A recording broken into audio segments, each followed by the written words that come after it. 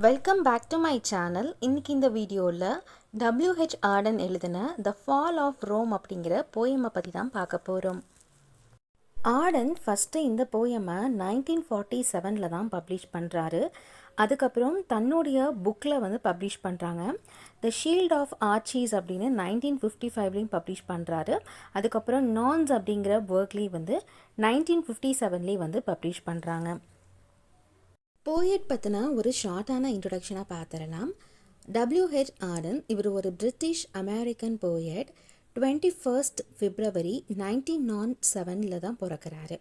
20th சென்ச்சுரியில் இவருக்கு நிறைய வந்து இன்ஃப்ளூயன்ஸ்லாம் வந்து கிடைக்கிது இவருடைய போயட்ரிக்காக.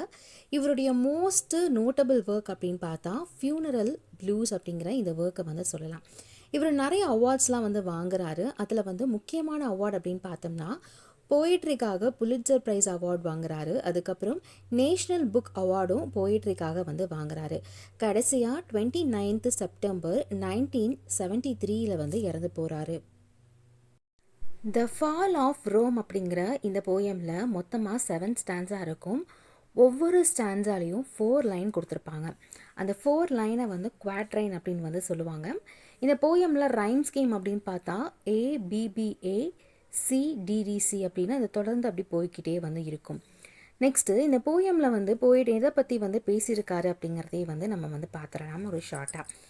ஸோ இந்த போயமில் வந்து ஸ்பீக்கர் வந்து எதை பற்றி சொல்கிறாங்க அப்படின்னா, ஒரு முந்தைய காலத்தில் ஒரு மிகப்பெரிய ஒரு பேரரசர், ஒரு கிரேட் எம்பையர் வந்து இருந்தது.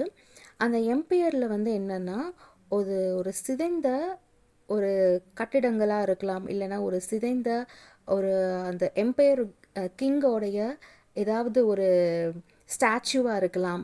அந்த மாதிரி ஒரு சிதைந்த ஒரு பொருளை வச்சு அவர் வந்து அதை வந்து ஆராய்ச்சி வந்து பண்ணுறாரு. அதுக்கப்புறம் அவர் வந்து என்ன நினைக்கிறாரு அப்படின்னா, அங்கே இருக்கிற மக்களை பற்றி வந்து அவங்க பேசுகிறாங்க. மக்கள்லாம் எப்படி இருக்காங்க அப்படின்னா, அவங்களுடைய கடமைகளை வந்து சரியாக செய்யாமல் அவங்க பெருசாக வந்து எதை பற்றியுமே வந்து பெருசாக எடுத்துக்காமல் அப்படி விட்டுடுறாங்க. அவங்களுடைய வரியை பற்றியும் வந்து அவங்க பெருசாக எடுத்துக்கிறது கிடையாது. அவங்கக்கிட்ட இருக்கிற அந்த லீடர்ஷிப் அப்படிங்கிறத பற்றியும் வந்து அவங்க பெருசாக எதுவுமே வந்து பெரிய விஷயமாக வந்து எடுத்துக்காமல் அவங்க வந்து எல்லாத்தையுமே வந்து கைவிட்டுறாங்க. அது எல்லாத்தையுமே வந்து இந்த இடத்துல வந்து ஸ்பீக்கர் வந்து பார்க்குறாங்க. அதே நேரத்தில் இந்த இடத்துல வந்து இயற்கை வந்து எப்படி ஆரம்பிக்குது அப்படின்னா, ஒரு ரொம்ப சிம்பிளாக வந்து ஆரம்பிக்குது. ஆனால் இன்னொரு பக்கம் மனிதன் வந்து எப்படி இருக்கான் அப்படின்னா, ரொம்ப வந்து அலட்சியமாக வந்து இருக்கான். இதை பற்றி தான் இந்த போயமில் வந்து ஸ்பீக்கர் வந்து சொல்கிறாங்க. இப்போ நாம் போயமுடைய லைன் பை லைன் வந்து பார்த்து தெரிஞ்சுக்கலாம் இது என்ன பற்றி டீட்டெயிலாக பேசுகிறாங்கன்னு. Stanza 1. The piers are pummeled by waves. In a lonely field the rain lashes an abandoned train. Outlaws fill the mountain caves. So first ஸ்டான்ஸாவில் அங்கே இருக்கிற அந்த புயல்களை பற்றி சொல்கிறாங்க. புயலோட அந்த அலைகள்லாம் என்ன பண்ணுது அப்படின்னா, அங்கே தூண்கள்லாம் இருக்குது. அந்த தூண்கள் மீது வந்து கொஞ்சம் கொஞ்சமாக அந்த புயலோட அலைகள் வந்து மோதிட்டு அது வந்து போயிடுது அப்படின்னு சொல்கிறாங்க. அதுக்கப்புறம் அங்கே வந்து ரயில் இருக்குது, அந்த ட்ரெயின் இருக்குது. ட்ரெயின் வந்து பெருசாக வந்து எந்த ஒரு பராமரிப்பும் இல்லாமல் அப்படி விட்டுறாங்க. இப்போ வந்து ட்ரெயினை வந்து பராமரிக்காமல் அப்படி விட்டுட்டாங்க அப்படின்னாலே அது ரொம்ப வந்து துருப்பிடிச்சி அங்கங்கே ஓட்டெல்லாம் ஆகி அது வந்து ஒரு ரொம்ப இதாக இருக்கும். அந்த டைமில் மழை பெஞ்சுது அப்படின்னா எப்படி இருக்கும் அப்படின்னா, அந்த ட்ரெயினுக்குள்ளேலாம் வந்து அந்த மழை தண்ணீர்லாம் வந்து போகும். இந்த ஈவன் வந்து ட்ரெயினுக்குள்ளேயே வந்து மழை பெய்கிற சூழ்நிலை வந்து ஏற்படும். அந்த மாதிரி தான் வந்து அங்கேயும் ஏற்படுது அப்படின்னு வந்து இந்த இடத்துல சொல்கிறாங்க. அதுக்கப்புறம் அங்கே வந்து நிறையா குகைகள்லாம் இருக்குது அப்படிங்கிறாங்க மலைகளில். இந்த குகைகளுக்குள்ளே என்ன பண்ணுறாங்க அப்படின்னா, கொள்ளைக்காரர்கள்லாம் வந்து அங்கே வந்து நிறைஞ்சு இருக்கிறாங்க அப்படிங்கிறதையும் இந்த இடத்துல வந்து சொல்கிறாங்க. Stanza 2.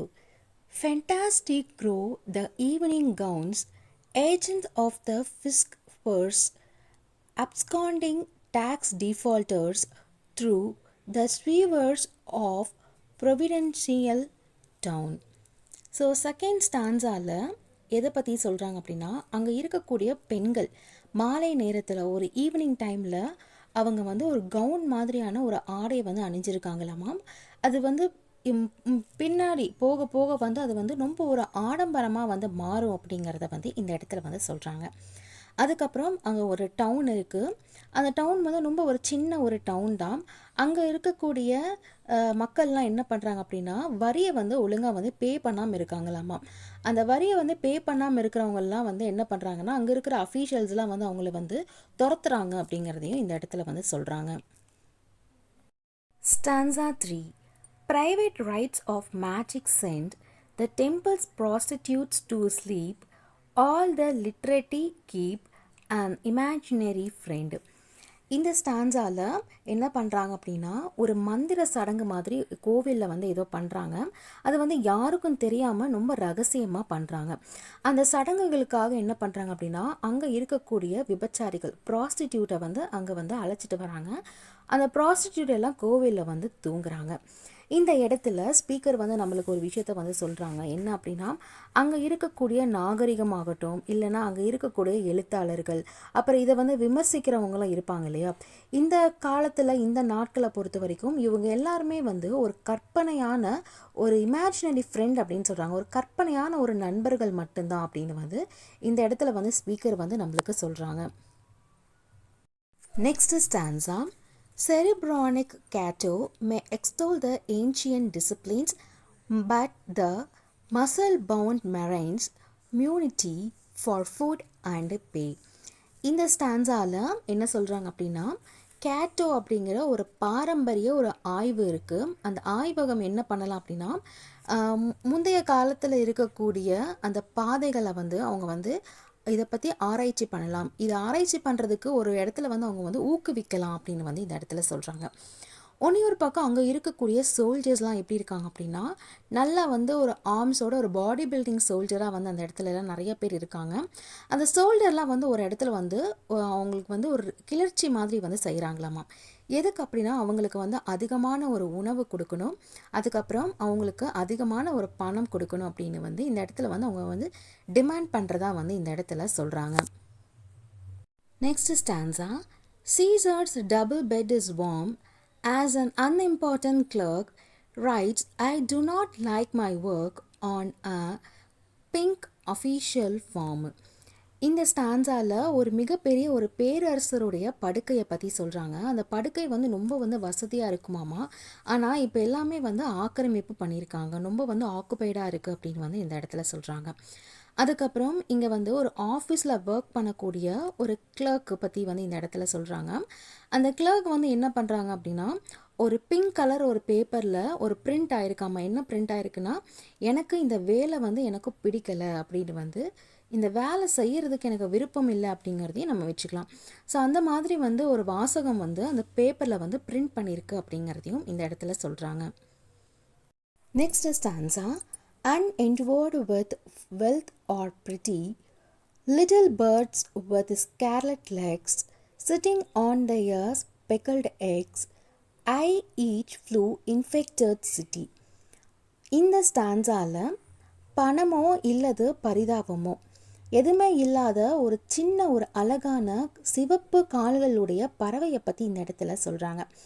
அந்த பறவை என்ன பண்ணுது அப்படின்னா, தன்னுடைய அந்த முட்டைகளை அடை காக்கிறதுக்காக அது வந்து ஒரு தன்னுடைய அந்த ஃபெதர்ஸ் இருக்கும் இல்லையா, அதை வச்சு அடை காக்கிறதுக்கு காத்துக்கிட்டு இருக்குது அப்படிங்கிறாங்க.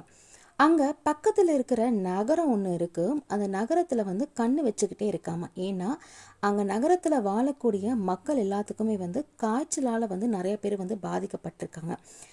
எங்கே அந்த காய்ச்சல் வந்து தன்னுடைய அந்த அடை காக்கறதுக்கு வச்சிருக்கிற அந்த முட்டையிலேயே வந்து அது பாதிக்கப்பட்டுருமோ அப்படின்னு அந்த சின்ன அழகான அந்த பறவை வந்து இந்த சின்ன சின்ன முட்டைகளை வந்து காத்து நிற்கிது அப்படிங்கிறதையும் இந்த லைனில் சொல்கிறாங்க. Last 7th stanza. All together elsewhere, vast heads of reindeer move across miles and miles of golden moss, silently and very fast. கடைசி ஸ்டான்ஸால் இங்கே வந்து மான்களை பற்றி சொல்கிறாங்க. அந்த மான்கள் வந்து பெரும் கூட்டங்களாக வந்து கூட்டி அது என்ன பண்ணுது அப்படின்னா, அது முற்றிலும் வந்து வேறுபாடு மாதிரி இருக்குது அப்படிங்கிறாங்க. அது கொஞ்சம் கொஞ்சமாக நகர்ந்து அங்கே இருக்கக்கூடிய இந்த கோல்டன் மாஸ் அப்படிங்கிற ஒரு இடத்த வந்து வேகமாக கடந்து போகுது. ஆனால் அது கடந்து போகும்போது எந்த ஒரு சத்தத்தையுமே வந்து அது எழுப்பாமல் சைலண்ட்டாக வந்து கடந்து போகுது அப்படின்னு இந்த இடத்துல சொல்கிறாங்க. இதோட இந்த போயமுடைய சம்மரி முடியுது. நெக்ஸ்ட் இந்த போயமில் இருக்கக்கூடிய தீம்ஸ் என்ன அப்படிங்கிறத பார்த்துடலாம். த ஃபால் ஆஃப் ரோம் அப்படிங்கிற இந்த போயமில் இருக்கக்கூடிய 2 தீம் அப்படின்னு பார்த்தோம்னா, ஃபர்ஸ்ட் ஒன் வந்து the transience of empires, second one the persistence of nature. That's it friends. உங்களுக்கு இந்த வீடியோ பிடிச்சிருந்தா லைக் பண்ணுங்கள், ஷேர் பண்ணுங்கள். Thank you for listening.